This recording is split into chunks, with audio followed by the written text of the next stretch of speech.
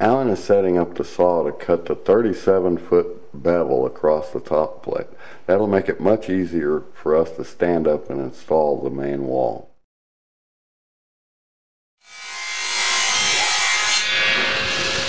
All right, now say something. These nailers were alternated from 2x4 to 2x6. Alan came up with that so that they could be screwed in a very effective manner from each end without any toenailing. The plate below that is the long bevel. All 37 feet is a long bevel, and it was set there so that when we built the wall, we wouldn't have to deal with any kind of angles. And when we stood it up, it just slid up on the top plate, which is level, which is now level compared to the angle of the roof, and the bottom plate, a treated 2x4, and it was easy to install that way. The wall is now entirely in place. We screwed all of the framing together on the ground and lifted it into place.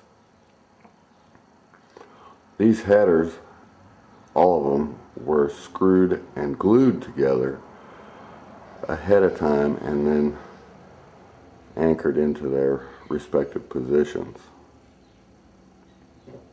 Now up here you'll see a gap. Alan and I talked about this, and we decided that trying to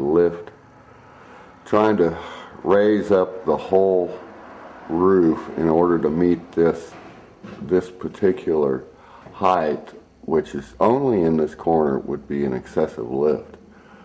It's about 1 1/4 inches, 1.5 inches, and we're going to shim it so that it's fully supported, but we didn't think it was a good idea to lift, you know, a major section, a major portion, in order to meet just this one height. The center was lifted a bit, maybe 1/2 inch, in order to get the rest of it level. All of you see these I-beams. The I-beams are located between on each side of all the doors, and also where the interior perpendicular walls, the bathroom walls and the corridor walls, meet the main exterior wall.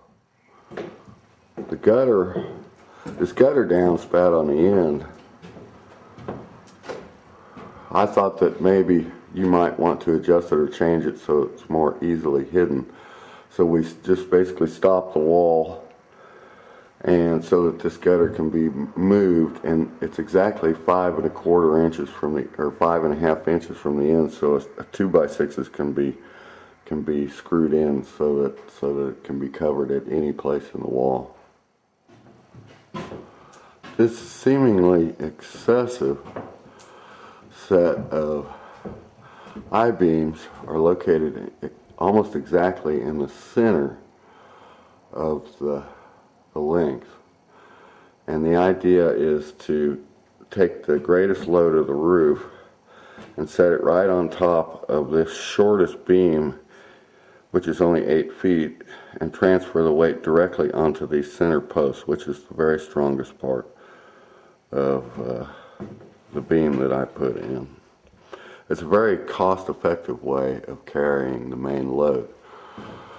We have every confidence that this wall will carry the load of the entire roof during demolition, but we're going to put in these extra 4x4s across the front so that there's no adverse effect from any surprised wind.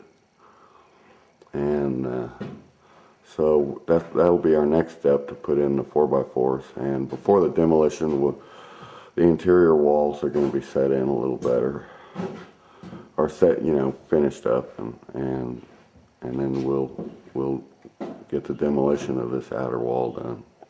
But there you have it. There's the wall.